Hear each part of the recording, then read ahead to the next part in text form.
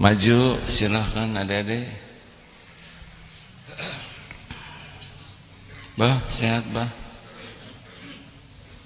Saya ketemu sorbannya bah, lupa nyimpan.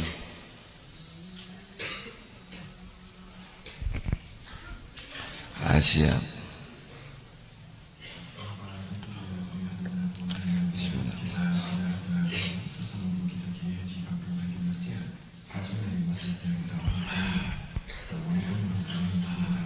Waalaikumsalam warahmatullahi wabarakatuh. Jangan disebut guru kita dengan Pak Akif, karena malu, dan tidak semua orang yang dengar merasa saya sebagai gurunya ya. Assalamualaikum warahmatullahi wabarakatuh. Alhamdulillahi rabbil alamin. Alhamdulillahilladzi anzala sakinah fi qulubil mu'minin liyajdadu imanan ma'a imanihim. Allahumma salli ala Sayyidina Muhammad wa ala alihi wa ashabihi ajma'in. Ini kita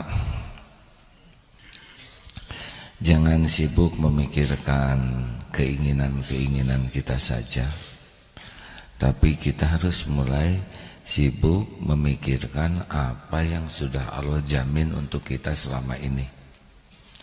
Kan gini, untuk menimbulkan roja, harap, itu yang diingat adalah apa yang sudah Allah berikan. Jadi kalau kita ingin tumbuh harapan ke Allah dengan baik, fokus kita adalah melihat apa yang sudah Allah berikan sepanjang hidup ini. Nanti kita jadi enggak ragu. Kalau ingin melihat khauf, takut ke Allah, maka fokus kita adalah dosa apa-apa yang sudah kita lakukan selama hidup ini. Kan tingkat kemakrifatan seseorang itu tergantung dari roja dan khauf. Roja itu harap, khauf itu takut. Selama ini kita tidak bagus akhlaknya, tidak bahagia, juga tidak mulia karena roja dan khaufnya kepada makhluk. Kita lebih berharap dari makhluk daripada berharap kepada Allah. Dan kita lebih takut oleh makhluk daripada takut kepada Allah. Ini yang membuat hidup ini tidak tenang, yang membuat akhlak kita juga susah mulia, dan derajat kita tidak bisa tinggi. Lihat orang-orang yang berharap ke makhluk, itu hidupnya tidak tenang, dijamin tuh. Kenapa tidak tenang? Karena Allah tidak suka. Coba, yang menciptakan kita siapa? Yang menghidupkan kita, yang menjamin rezeki, yang mencukupi, yang mengangkat derajat, yang menjauhkan dari bala musibah, yang ngasih pahala. Siapa yang punya surga? Lalu kenapa kita berharap ke makhluk? Makhluk itu la haula wala quwata illa billah. Makhluk itu tidak ada daya untuk menolak musibah dan tidak ada kekuatan untuk mendatangkan manfaat tanpa izin Allah. Nah, supaya rojak kita kuat ke Allah, sekarang kita harus berani tafakur untuk memikirkan apa saja sih yang sudah Allah berikan ke kita. Ada enggak yang Allah berikan ke kita? Ada atau banyak? Banyak atau luar biasa banyaknya? Luar biasa banyaknya atau segala-galanya?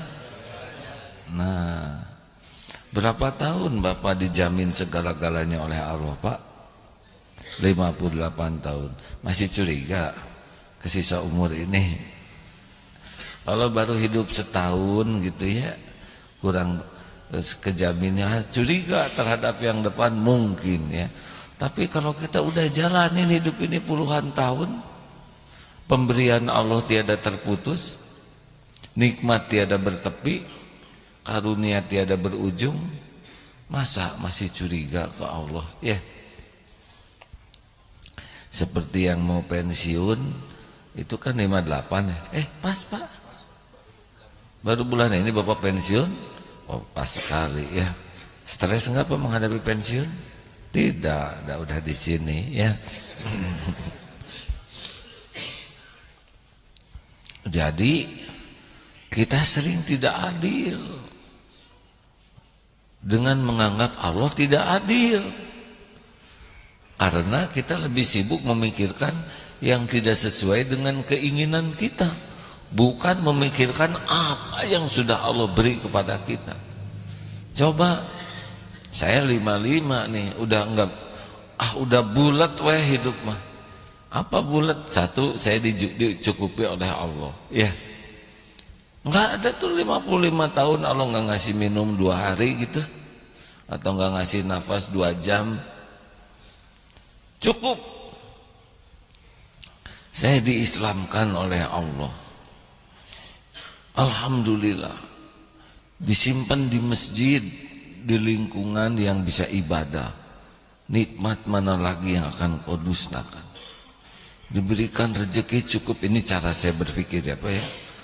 Rezeki enggak kurang, benar-benar 55 tahun ini enggak kurang. Makan, minum, pakaian, tempat berteduh, kendaraan, anak cukupin semua. Aib ditutupin oleh Allah, dosa ditutupi. Ibadah yang jelek nggak ada yang tahu. Digerakkan orang menghargai, menghormati sebagian orang. Apa yang kurang? Sebagian orang tidak sholat, saya diberi karunia bisa sholat, diberi tambahan dengan ibadah-ibadah lainnya. Wah, diatur oleh Allah. Udah segala ujian, ternyata dari ujian kepahitan, dihina, dicaci, dibully, ujungnya jadi lebih bagus. Hati lebih yakin, pesantren lebih tertata, terurus, ke orang tua juga semakin sungguh-sungguh, keluarga dan anak insya Allah semakin baik, usaha juga makin benar. Fabi ayyi ala'i rabbikuma tukadziban. Bisanya cuma itu aja sekarang. Nikmat mana lagi yang akan kau dustakan? Kalau lihat begini ke belakang, segitu sempurnanya jaminan Allah, pengurusan Allah, masa sih kita masih curiga kepada sisa waktu ini? Halo? Sekian lama kita dijamin, diurus, masa masih curiga? Harusnya sudah bulat wae hidup, hanya buat ngabdi ke Allah. Saya sudah sering rapat, ini urusan ini, ngatur strategi, pusing. Nah sekarang rapatnya dikit, tapi ada rapat komunikasi, lebih bagus tuh hasilnya. Kalau rapat sedikit, apa yang dibanyakin? Ibadah dan zikir. Dulu ibadahnya pas-pasan, zikirnya jarang, rapat yang banyak, bangkrut tuh hadirin. Nah ini serius nih. Jadi saya yakin, oh Allah teh maha mengurus, maha mengatur. Kalau kita mau mendekat, urusan diberesin. Kalau kita syukur, nikmat ditambah. Kalau kita tawakal, wa may yatawakkal 'ala Allah, pasrah ke Allah, urusan diatur jadi beres. Nah kesana kita mikirnya tuh, lihat urusan-urusan kita. Kalau saya banyak mikir, apa hasilnya? Pening sendiri, akhlak jadi jelek, hati jadi galau, ibadah jadi rusak. Itu kan udah kita jalanin tuh ya. Bagaimana kalau kita banyak mikir, bagaimana kalau kita berusaha banyak zikir, bagaimana kalau banyak keinginan, bagaimana kalau banyak syukur, bagaimana kalau segalanya dengan strategi sendiri, bagaimana kalau kita memasalahkan ke Allah. Itu kan sudah kita bisa lihat perjalanan hidup yang bertahun-tahun ini sebuah bukti janji jaminan Allah itu benar. Ini teh tidak gampang ngomong ini teh hadirin. Mudah-mudahan bisa dipahami. Paham tidak hadirin? Insya Allah ya. Karena mengajak melihat sesuatu yang jarang dilihat, yaitu jaminan Allah yang telah Allah berikan ke kita. Apa maksudnya? Timbul roja, harapan ke Allah. Oh, hidup ini lebih simpel ternyata. Hidup ini patuh wae ke Allah ya. Ibadah yang bagus, zikir yang banyak, ikhtiar di jalan Allah sempurnakan. Perkara apa yang terjadi? Allah yang ngurus. Kemarin ceramah di Istiqlal kan gitu. Acara di sini selesai jam 9:30 Pak. Sedangkan Istiqlal Jumatan jam 12 kurang. Itu Bandung Jakarta, Jakarta Bandung sekarang minimal 4 sampai 5 jam. Gimana supaya sampai di sana? Kan Allah yang ngatur. Wirid aja, tahu doanya supaya pas waktu di sana. Satu, doa Nabi Yunus, la ilaha illa anta subhanaka inni kuntu minaz zalimin. Selanjutnya doa Nabi salat Al-Kahfi itu ayat 10, Rabbana atina min ladunka rahmah wa hayyi lana min amrina rasyada. Ini supaya diurus dengan sempurna urusan kita. Dan yang ketiga, ya hayyu ya qayyum bi rahmatika astaghfir. Diwiridkan itu, masuk aja ke mobil ceklek, cet, nyampe di sana 11:30. Coba gimana ini syariatnya? Ketika saya tutup pintu mobil polisi gitu ya, jadi ganti mobil hadirin. Lah ini kan Allah yang ngatur. Kalau nggak ada kendaraan. Ada kendaraannya, nggak ada supirnya. Karena malu di jalan bisi menarik perhatian, oleh Allah itu ditakdirkan toleot-toleotnya mati, rusak hadirin. Jadi kayak macan ompong. Totot. Nah, alhamdulillah tetap sampai pada waktunya. Niatnya sih saya mah mau hadir sebagai jamaah sholat Jumat. Kemudian kalau bisa nyapu-nyapu dikit, bersih-bersih. Ditawari oleh teman-teman Ustadz Bahtiar, ke MA nanti enggak. Saya mau di masjid di sana dengan jamaah yang mau di masjid. Enggak kepikir mau ceramah mau apa. Tapi karena udah takdirnya dari ceramah ya. Saya juga mikir ceramah apa ini, yang lain udah banyak yang ceramah. Tapi begitulah, ini maaf ya, ini hanya sekedar betapa kalau Allah ngatur teh beres gitu.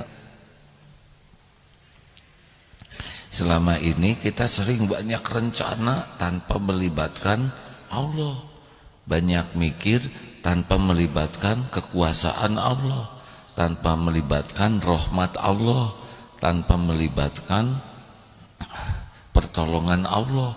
Jadi liur dan nggak kejadian ya.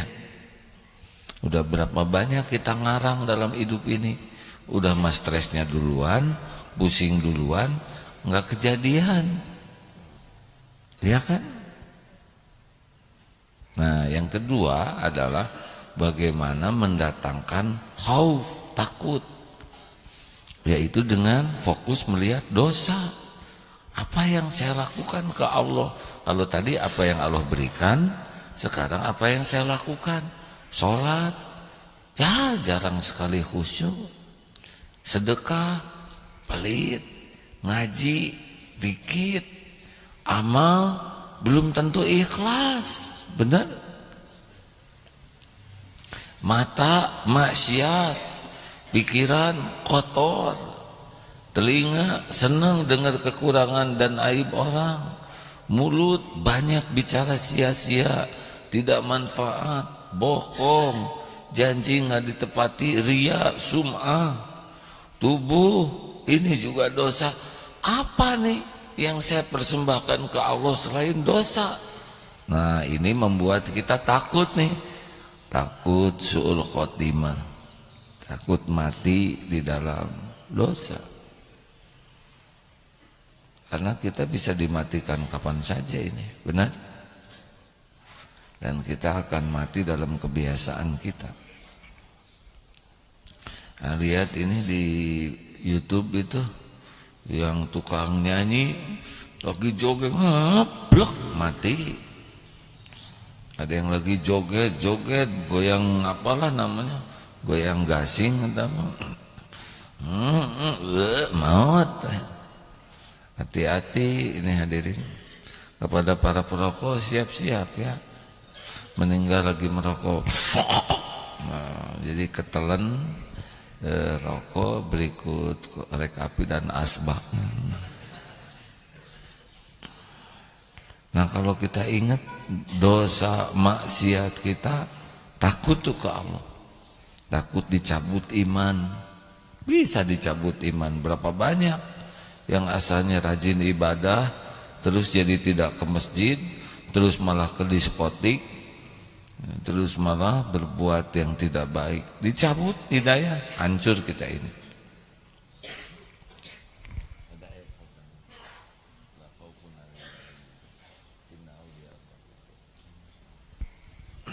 Nah, hadirin sekalian, jadi harus punya banyak waktu untuk tafakur, merenung aja. Jadi jangan sampai kita ini bebal, yaitu sibuk sampai tidak punya waktu untuk tafakur. Karena afala tatafakkarun, afala yatafakkarun, itu begitu banyak ayat yang memerintahkan kita tafakur. Tafakur itu yang jernih ya, minta tolong dulu ke Allah, bisa wudu, sholat sunnah 2 rakaat. Nanti kita diam tafakur sambil zikir, nanti terpetakan kan. Allah tahu kita wudu dulu, Allah tahu kita sholat dulu, Allah tahu niat kita untuk tafakur. Nanti oleh Allah dibuat aja pikiran itu, file-filenya kebuka. Oh, ini karunia Allah, oh ini dosa saya. Itu baru bisa dilakukan kalau kitanya benar-benar berniat untuk tafakur dan berusaha. Gini, bagusnya sebuah kalimat itu tergantung ada titik, tanda seru, koma, benar? Coba kalau semuanya lata, tiada titik, tiada koma, semuanya ini dibaca tidak ada berhentinya sama sekali, bagaimana rasanya? Kita juga ripuh, saya juga jadi yang batuk. Jadi jangan larut dalam kesibukan. Nah, sholat 5 waktu itu sebetulnya bagian dari jeda. Pas duhur sholat, saya ngomong apa aja tadi, mata saya lihat apa saja, astagfirullah. Kenapa saya gitu? Saya mikir apa aja, astagfirullah. Saya mikir nggak ingat padamu, hanya duniawi saja, astagfirullah. Berapa banyak saya zikir hari ini, astagfirullah. Hari ini sedikit istighfarnya. Duhur sampai asar jeda tafakur. Dari subuh sampai zuhur jeda, habis sholat astagfirullah. Saya tadi ngomong sia-sia, astagfirullah. Nanti asar perhatikan lagi, tobatin lagi, evaluasi. Maghrib evaluasi, sebelum tidur evaluasi. Sama juga kalau habis ceramah gini evaluasi. Mana kata-kata yang tidak pas, mana yang berlebihan, mana kata yang tidak diperlukan tapi disampaikan, mana yang diragukan kebenarannya, niatnya apa bicara ini. Periksa, nanti dengan izin Allah tuh ketemu tuh Pak. Nah itu bagian daripada tafakur kita. Jadi bisa istighfar, oh itu salah, harusnya saya tidak ngomong ini. Oh, gurau ini tidak pada tempatnya. Kalau kita tidak evaluasi, diulangi itu kesalahan. Menjelang tidur, itu tafakur menjelang tidur. Ya Allah, oh saya tadi itu salah, astagfirullah. Ada yang harus ditolong, tapi saya tidak mau nolong, astagfirullah. Tadi saya menolong seseorang, tapi sikap saya kurang sopan, padahal bisa lebih sopan, astagfirullah. Tadi ada tamu, tapi saya kurang perhatian, badan ngadep ke situ, nggak ngadep ke tamu, astagfirullah, astagfirullah. Itu kalau nggak ada jeda untuk evaluasi, bablas tuh, besok berulang lagi kesalahan. Jelas hadirin sekalian, maksudnya harus punya waktu untuk tafakur, karena kita harus mengevaluasi diri terus dari waktu ke waktu, mata, pikiran, telinga, mulut, badan, sikap, niat, terus itu yang membuat kita bisa melakukan perubahan dari waktu ke waktu. Kalau kita tidak punya waktu, udah tua si tua, tapi nggak matang dan tidak dewasa. Ya, kemarin di sana di Istiqlal rame, alhamdulillah. Yang disampaikan yaitu jangan merasa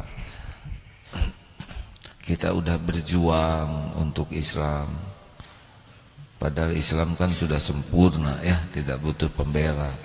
Tapi ini ladang amal Islam sebetulnya yang berjuang untuk kita ya. Dengan adanya Islam kita jadi selamat, bukan dengan adanya kita Islam jadi selamat. Benar? Jangan sampai jadi ujub. Nah, kemarin disampaikan 4 perkara tuh, bahwa perjuangan aksi ini sebetulnya tidak ada untungnya kalau tidak 4 hal. Di antara semua yang ikut aksi itu, satu, di dalam surat Al-Asr itu ya, satu, iman ningkat enggak dengan aksi ini. Jangan sampai aksi ke Allahnya enggak yakin, bahkan bisa menuhankan aksi daripada menuhankan Allah. Seakan-akan dengan aksi begini Allah jadi nurut kepada dia. Harus makin yakin yang menentukan gubernur itu bukan KPU, bukan rakyat, tapi Allah. Jangan sampai kita lebih sibuk dengan pilkada sehingga lupa ke ayat Ali Imran ayat 26 itu, yang menentukan adalah Allah. Ini hakim mau memutuskan, kita jangan lupa ada Allah Al-Hakam yang maha memutuskan segala-galanya. Jangan sampai sibuk mikirin hakim, lupa kepada Allah maha menentukan gitu. Yang kedua, apakah aksi-aksi ini nambah amal soleh? Tidak. Jangan-jangan lebih banyak selfie-nya daripada berjuangnya. Dari awal sudah diposting terus bagaimana kehebatan perjuangan. Bukan tidak boleh, tapi niatnya apa? Kan amal itu 2 syaratnya, niatnya lurus, caranya benar. Yang ketiga, harus sadar bahwa aksi ini adalah dakwah, tawasobil haq. Apakah Rasulullah berkata kasar? Tidak. Apakah Rasulullah SAW mencaci maki? Tidak. Apakah Rasulullah menghujat-hujat dengan kata-kata yang tidak baik? Tidak. Kalau gitu dalam aksi ini jangan melakukan sesuatu yang tidak dicontohkan oleh akhlak Nabi, karena ini adalah dakwah. Tidak ada aksi yang bisa merubah. Yang merubah itu Allah. Aksi itu adalah bagian dari amal soleh kita untuk berdakwah. Kalau kita mengatakan dengan aksi ini itu robah, enggak bagus. Yang merubah itu Allah, yang ngasih hidayah taufik itu adalah Allah. Makanya harus sepenuhnya aksi ini jadi niatkan dakwah. Ibadahnya jadi bagus dengan aksi, dakwahnya, akhlaknya jadi mulia. Dan yang namanya dakwah itu adalah kecocokan antara lisan, kata, dan hati dalam kebenaran itu. Karena kalau ngomong benar mah gampang, melakukan yang benar itu tidak segampang ngomong. Betul? Sing sabar Pak, tuh kan gitu ya. Sing sabar atuh, sabar jadi orang kan gampang ngomong ya, tapi kelakuan tidak sama. Makanya yang namanya dakwah itu intinya adalah keselarasan hati, kata, sikap dalam kebenaran, baru jadi itu dakwah. Kalau nggak selaras, gagal juga dakwahnya. Dan yang terakhir, dengan aksi ini nambah nggak kualitas sabar tawasobi sobernya, kualitas mengendalikan diri, kualitas menahan diri. Karena inti dari kesabaran adalah menahan diri, mengendalikan diri. Kalau orang tidak bisa mengendalikan diri, itu ada mobil Ferrari katanya bagus sekali, ditangkap 3 tuh, Lamborghini, Ferrari, apa? Kenapa? Karena di tol itu dia pelanin mobilnya, sampai semua nunggu, mereka pada ngebut gitu. Mengendalikan dirinya dalam hal yang salah, jadinya ditangkap ketiga-tiganya. Tidak di Indonesia, jadi mobil dipelanin Pak, numpuk kan kosong tuh depan, kabur. Akhirnya berhenti juga, dari stop polisi ya. Jadi orang yang salah dalam mengendalikan dirinya bermasalah. Mengendalikan mulut tidak bisa, masalah. Mengendalikan pikiran tidak bisa, stres. Mengendalikan nafsu tidak bisa, tergelincir. Mengendalikan amarah tidak bisa, jahat gitu. Semua urusan itu tergantung dari kemampuan mengendalikan diri, menahan diri. Itulah sabar. Nah, kita harus tawasobi sober. Terima kasih. Silakan dibaca bersama. Quran surat Yunus ayat yang ke-62. A'udzu billahi minasy syaithanir rajim. Bismillahirrahmanirrahim. Ala inna awliya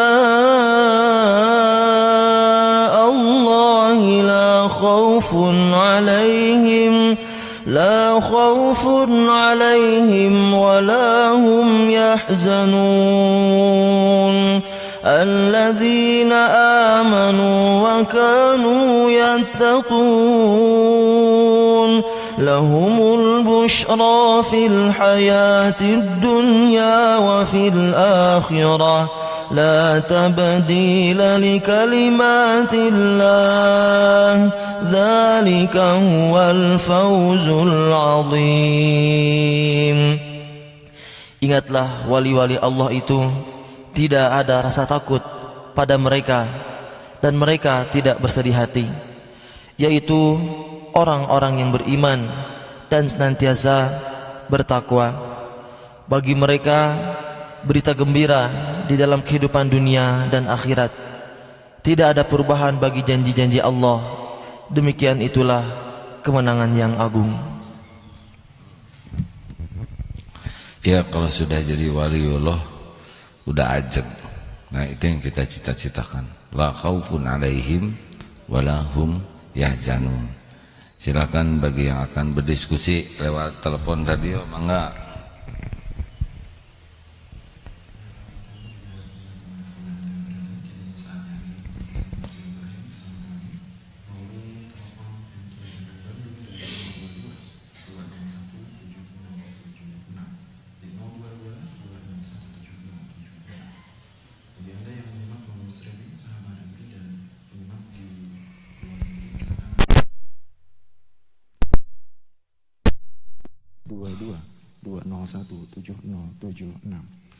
Ya, di dalam berjuang dalam tanda kutip itu niat itu harus dijaga. Kadang ingin kelihatan tampil, ingin kelihatan hebat, ingin kelihatan yang paling menonjol, ingin kelihatan yang paling gigih, yang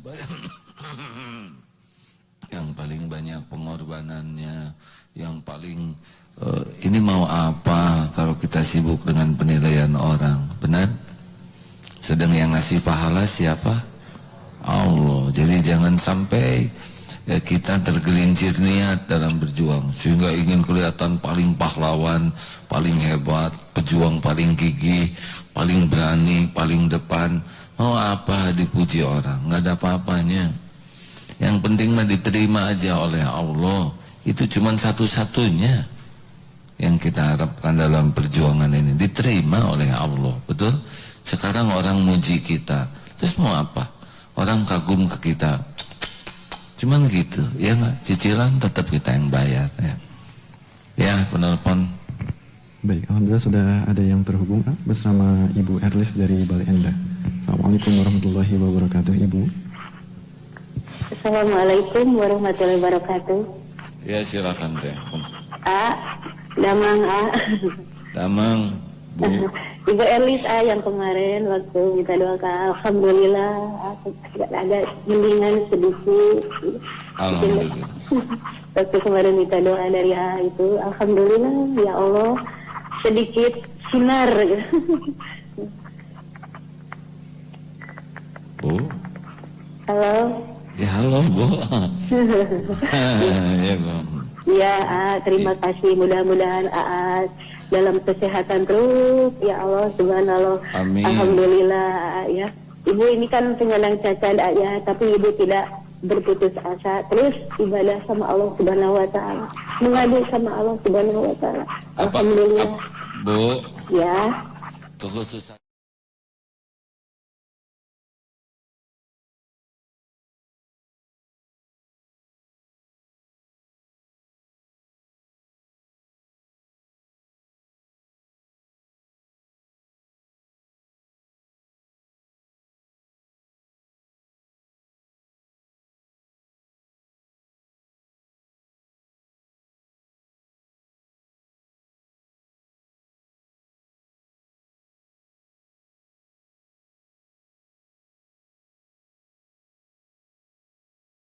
Sama ibu.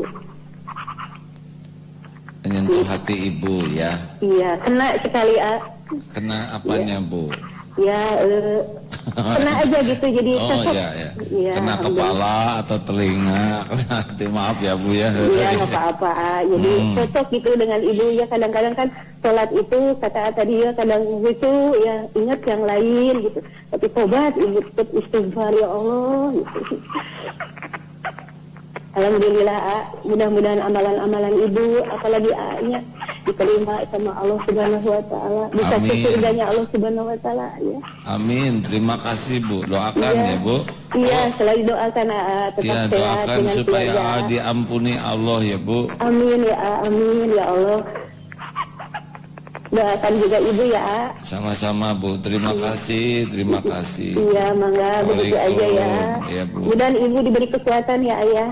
Ibadah ibu terus berjalan sampai akhir hayat.